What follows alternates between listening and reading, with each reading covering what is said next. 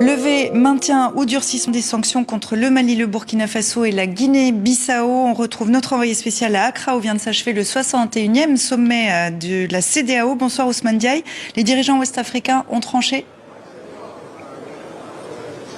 Oui, ils viennent de trancher dans la salle où je suis il y a quelques minutes. Alors, première décision, le Mali, lever des sanctions économiques et financières, une levée immédiate, mais une levée qui est assortie d'un rappel pour le respect de la charte de la transition qui interdit aux membres dirigeants de la transition de participer aux élections. Sur le cas du Burkina Faso, la transition en 24 mois a été actée au lieu des 36 mois.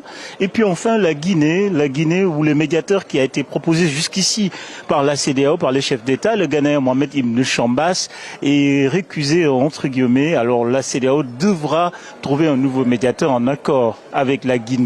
Alors, autre chose importante, finalement, le président bissau-guinéen Omarou Sissoko Embalo, malgré les réserves, malgré les discussions, malgré les débats, prend la tête de la présidence en exercice de la CEDEAO en remplacement du Ghanéen Nana Akufo-Addo. Ses premiers mots ont été des mots d'espoir. Il a rappelé qu'il était le plus jeune chef d'État de la sous-région et que c'est un signe qu'il prenne la présidence de la CEDEAO. Est-ce que ça veut dire, Ousmane, que les relations sont au beau fixe aujourd'hui entre la CEDEAO, le Mali, le Burkina Faso et la Guinée-Bissau et la Guinée?